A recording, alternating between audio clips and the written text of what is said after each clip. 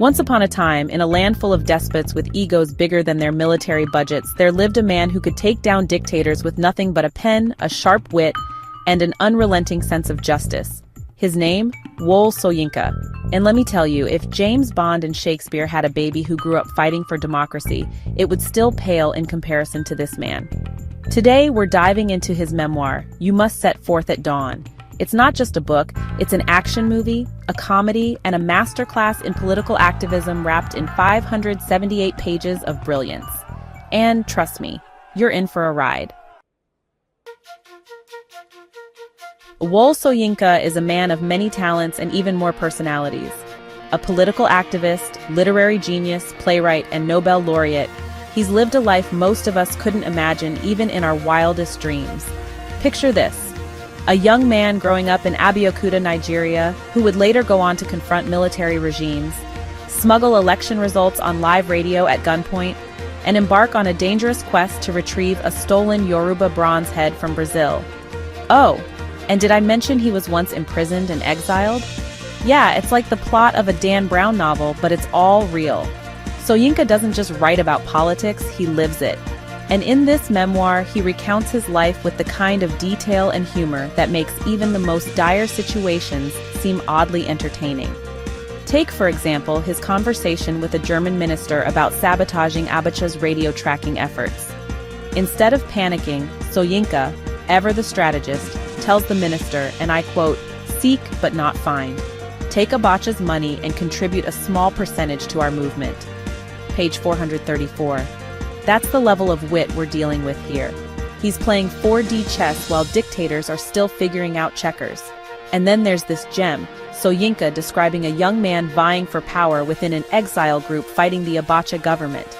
And I quote, "A small, ambitious Walter Mitty character, emotionally unstable, virtually blind behind his inch-thick lenses, and of such physical insubstantiality that the slightest wind from the heat of New York streets threatened to blow him off the sidewalk onto summary execution by the traffic." Page 440. Savage, absolutely savage. And that brings us to You Must Set Forth at Dawn. This isn't just a memoir, it's a window into Soyinka's soul. Written in the first person, it's deeply personal, highly political, and unapologetically honest. If you're expecting a chronological life story, think again. This book jumps straight into the action, covering more of Soyinka's political battles than his personal life. Now, if you've read Ake the Years of Childhood, this memoir feels like a natural continuation. But if you haven't, don't worry, it stands alone as an epic tale of courage, resilience, and a relentless fight for democracy. So what did I think of it? Well, first of all, it's long. At 578 pages, there were moments I felt like Soyinka was testing my endurance. And yes, some incidents were repeated. So if you have a déjà vu moment while reading, you're not alone. But here's the thing, every page is worth it. Soyinka's writing is like a rich stew, spiced with humor, seasoned with wisdom, and served with a side of sharp political commentary. Whether he's recounting his exile or calling out global leaders for supporting dictators, his words are as powerful as his actions. I also loved how he brought humor into tense situations. His subtle jabs at Abacha and other despots? Chef's kiss.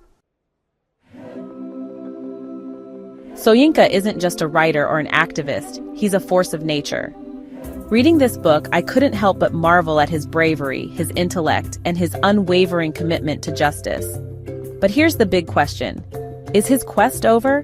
Has democracy triumphed? Soyinka himself would probably say no.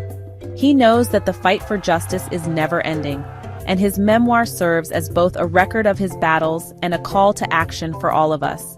To quote his student and friend, Henry Louis Gates Jr., "If the spirit of African democracy has a voice and a face, they belong to Wole Soyinka." And after reading this book, I couldn't agree more. So, should you read You Must Set Forth at Dawn? Absolutely. Whether you're into politics, literature, or just an epic life story, this book has something for everyone. But fair warning, it's not a casual read. This is a deep dive into the mind of a genius, and it will challenge you in the best way possible. Let me know in the comments. Have you read this book? What are your thoughts on Wole Soyinka's incredible life? And if you haven't read it yet, what's stopping you?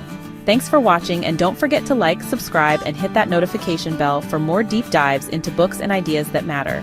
Until next time, set forth at dawn and conquer the day.